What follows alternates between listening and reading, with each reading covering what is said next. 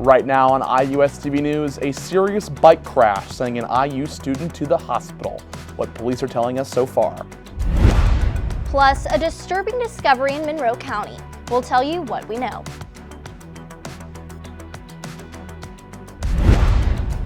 And later, Indiana's redistricting plan is one step closer to a final vote, but floor votes could still change everything. And for whatever reason, it got back into the 40s today. Likely going to see that tomorrow. So, but that might be changing anyway as finals week is coming up. So we'll get you with that look at the weather upcoming in just a couple minutes. Stay with us.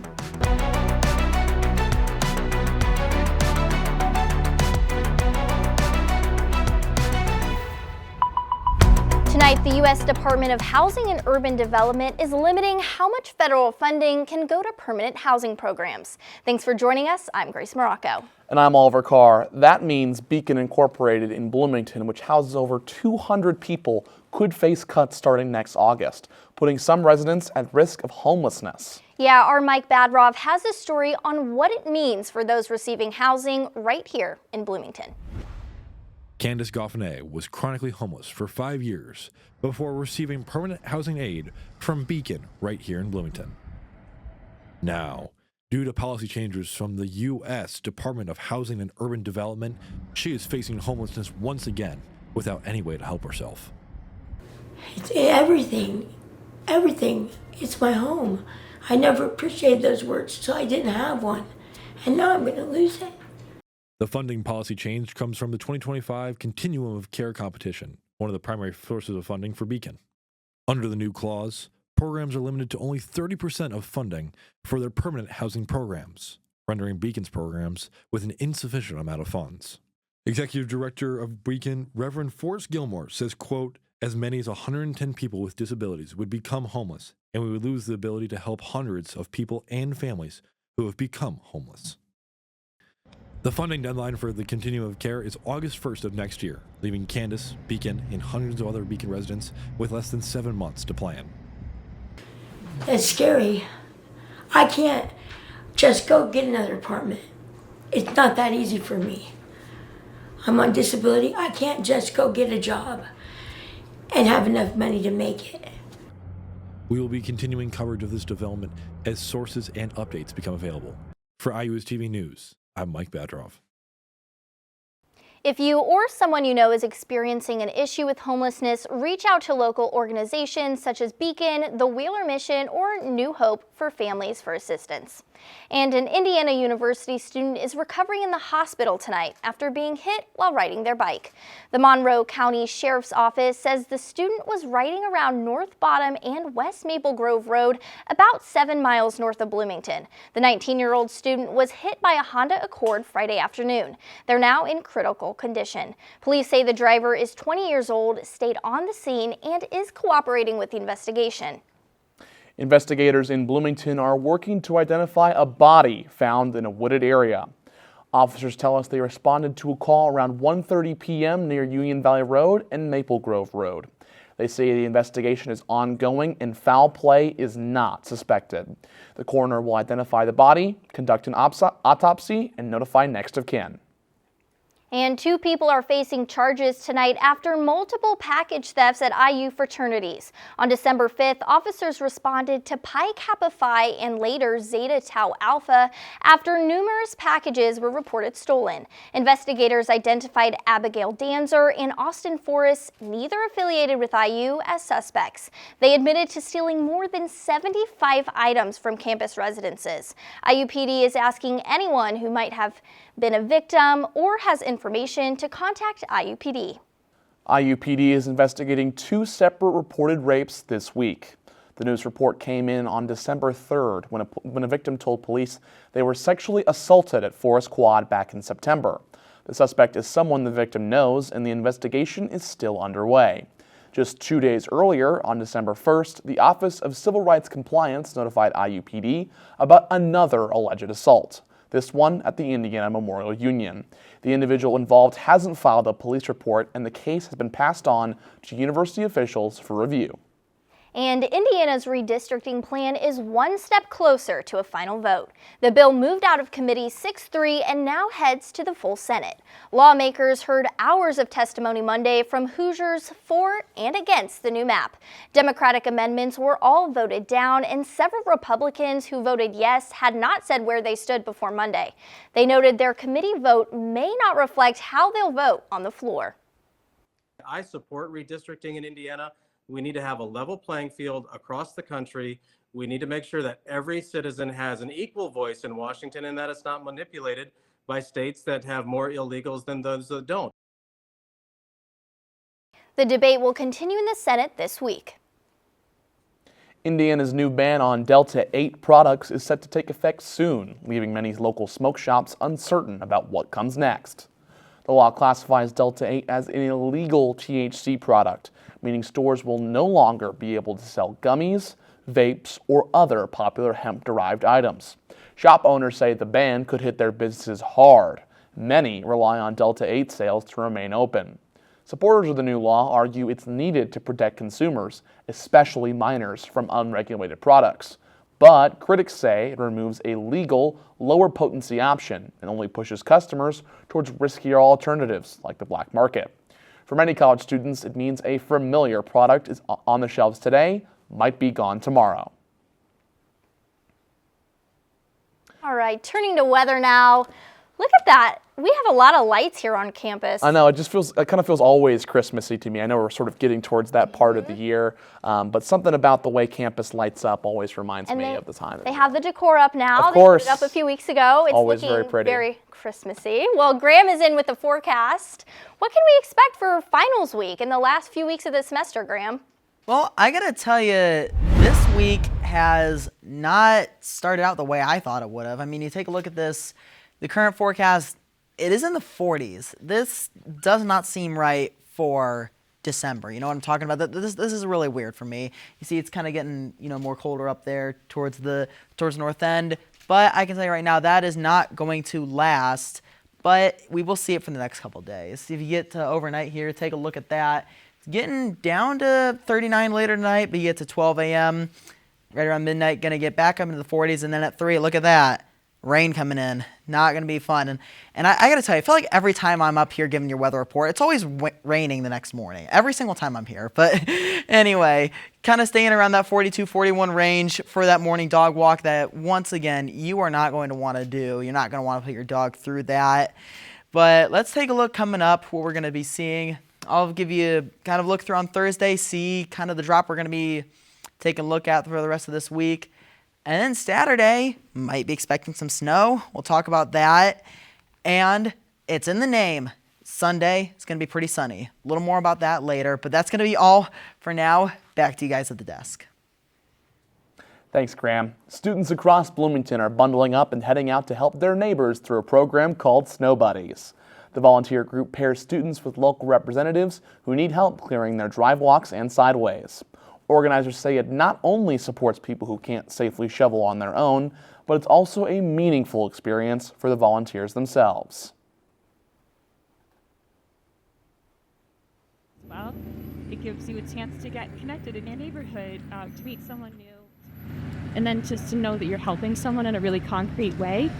And then obviously it's great exercise. It's a way to get outside. Snow Buddies is preparing for the next round of winter weather and says they're always looking for more helping hands. To sign up or request a Snow Buddy, go to the Snow Buddies website. And a third Chick-fil-A location is coming to Bloomington. The project just cleared a big step this week when county officials okayed extra parking, which the chain needed before they could start building. The city already approved the location back in October, but earlier issues had forced some changes to the site. It'll be on the west side of town near Kimball Drive and West 3rd Street, close to I-69. Construction could start soon, and they hope to open next summer. Still ahead, a new statue is coming to the IU campus next spring. We'll show you who it honors. And later, travelers without a real ID will start to have to pay a fee starting February. We'll tell you what to expect. But first, could Indiana return to firing squads? A lawmaker thinks so. We'll tell you what's behind the push.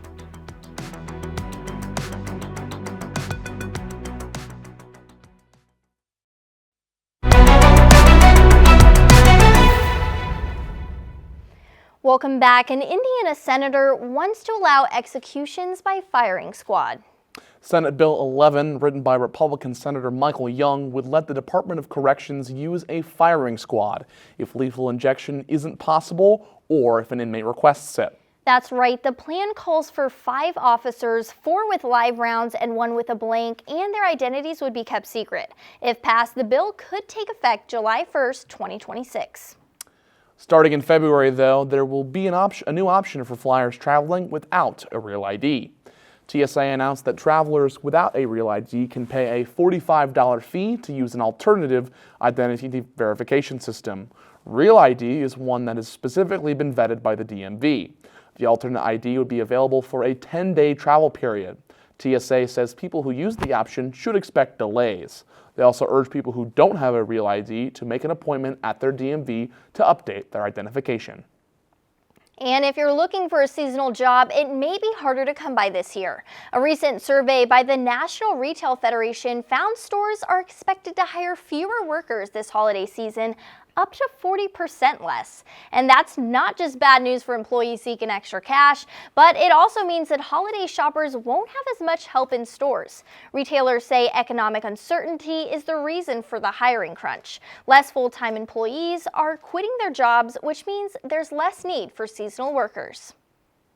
A statue honoring Ryan White is coming to the IMU this spring. 36 years after White died from AIDS-related complications, the iconic Hoosier will have a permanent presence here on campus. The statue will show Ryan as many students look today, in a jean jacket and an IU backpack. The piece is created by Melanie Cooper Pennington, a senior lecturer and head of sculpture at the Eskenazi School of Art. The memorial was proposed by Dr. William Yarber from the School of Public Health, who also made the first major contribution to bring the statue to life. For more updates on IU's campus, you can follow the latest updates on our website at IUSTV.com. And for more content, visit us on Instagram at IUSTV News for daily coverage. And the city of Bloomington is making it easier to shop and dine downtown this holiday season. Free parking will be available on metered streets the week before Christmas, December 18th through the 24th.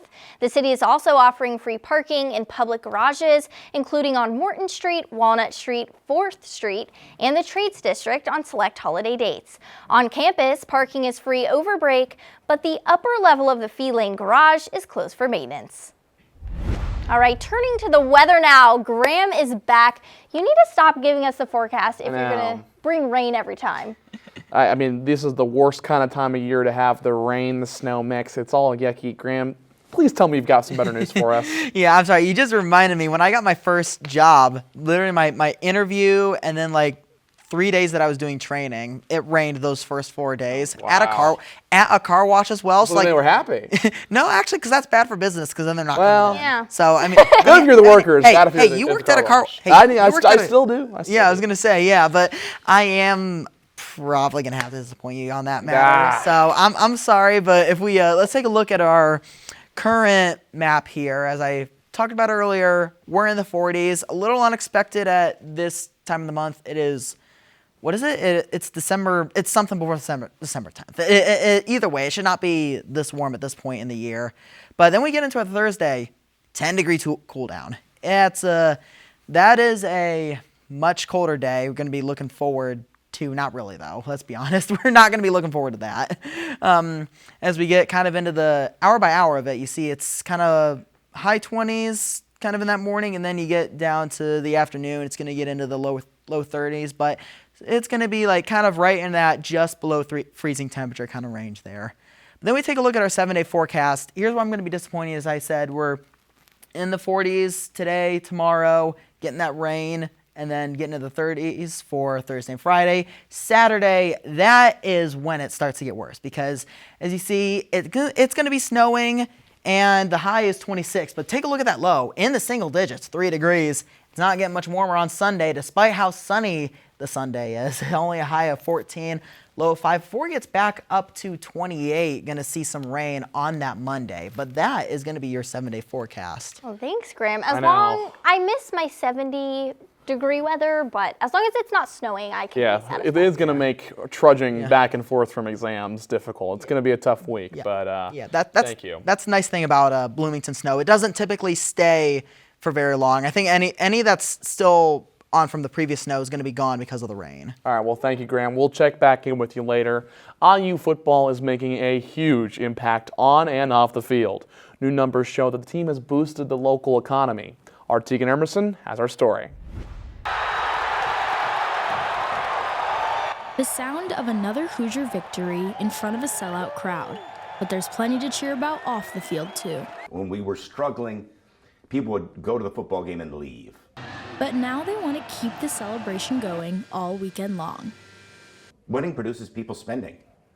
Losing makes them go home, and that's a big factor in that. So just how big is the impact on the local economy?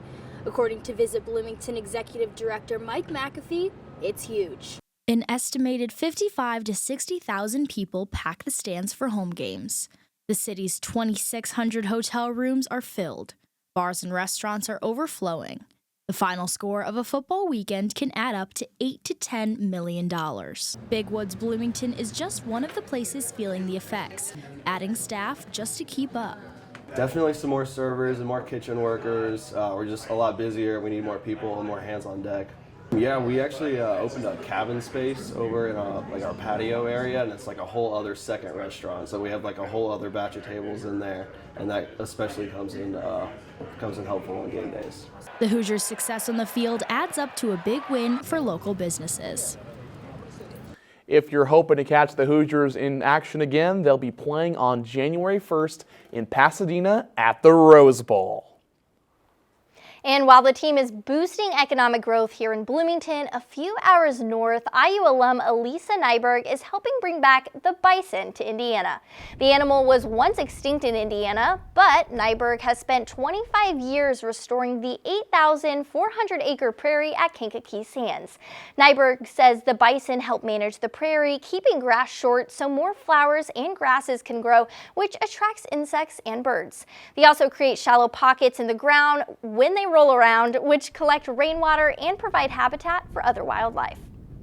And now we have over 100, keeping the prairie healthy and inspiring people to come visit and care about the natural world. Well, speaking of the bison is back in Indiana. The bison mascot is back with IU football, and they're surging. Yes, we are the Big Ten Championship. Best football game I've ever watched. Number one team in the country. I know. I normally start to get bored in football games. Was not bored a single second. Glued to the screen. Everybody was glued to the screen on that one. Yes. Well, when we come back, Jason Lee is in with the latest in sports.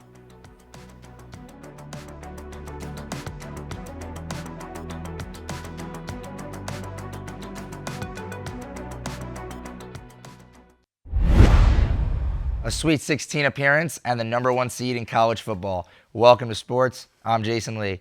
Speaking of that #1 seed, Indiana football. How about the Indiana Hoosiers? You could tell by my voice, it's a little low because I was screaming at the Big Ten Championship on Saturday. The first outright Big Ten title victory since 1945. The first victory against Ohio State dating back to 1988.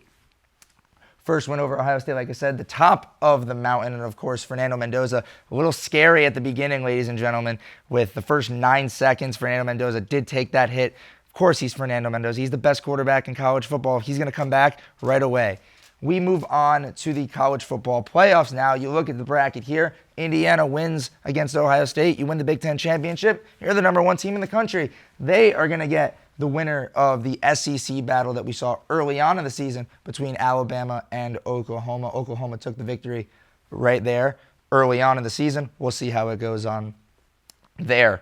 That match will be January 1st in the Rose Bowl. Big game for the Indiana Hoosiers there. Other areas, Ohio State did go down to #2 following the loss to the Indiana Hoosiers. They'll take on A&M and Miami. Miami, it was a very controversial one in the eyes of many, but in my mind, the committee did get that one right. They made it known that you do have to win your head-to-head contests. Lane Kiffin is out as the head coach of Ole Miss. He will not be there for the playoffs, so it'll be interesting to see how Tulane responds to the Ole Miss against Ole Miss, and the winner will take on Georgia there. And JMU, a very Cinderella-esque story there potentially. They go to one of the toughest environments to take on Eugene. Texas Tech will be awaiting the victor there.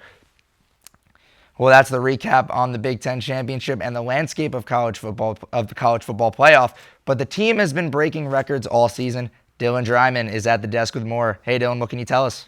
Hey, Jason. Guys, I mean, that Big Ten Championship game, you had a different seat than all of us, but we were all there. It was, regardless of where you were sitting, the memory for all of us will still hold the same. Yeah, amazing. For sure. It was unreal.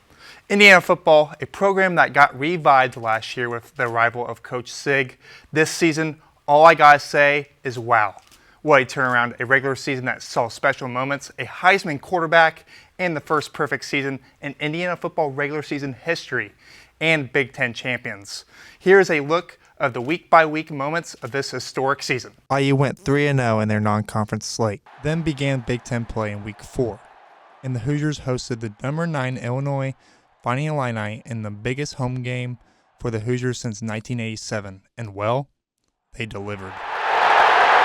IU beat Illinois by 53 and the Heisman Mendoza chant was born. In Week 5, Indiana played its first road game at Iowa.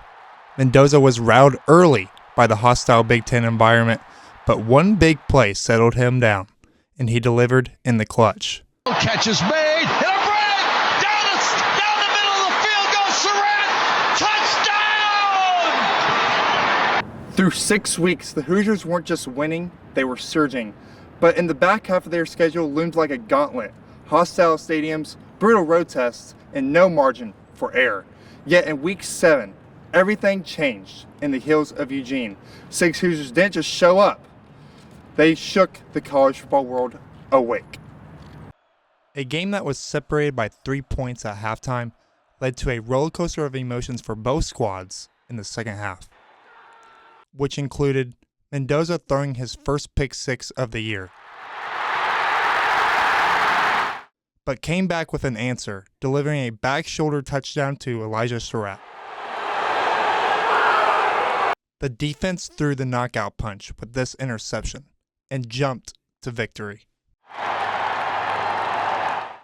In Week 8, the Hoosiers surged to number 3 in the country for homecoming, winning 38-13.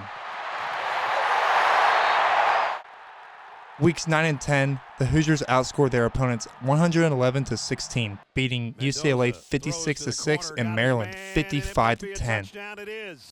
Into Week 11, a distraught Penn State team. The remark from Cignetti was, "Same guys they started the year with for the most part that was ranked number 1 to number 3 in the country."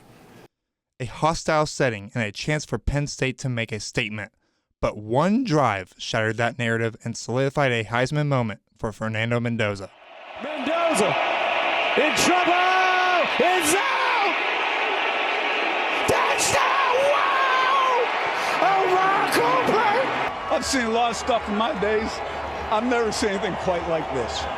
In their last 2 games of the season, shattered Wisconsin and Purdue, and reclaiming the old Oaken bucket in West Lafayette in back-to-back seasons. Then all eyes were on Lucas Oil in Indianapolis for the Big Ten championship game. Undefeated number 2 Indiana led by Curt Cignetti, and undefeated number 1 Ohio State led by Ryan Day. The Buckeye defense forced a turnover, and the offense answered with the first touchdown of the game. Throws, touchdown! After halftime, IU was explosive, Mendoza finding his weapon Surratt in the end zone to take the lead.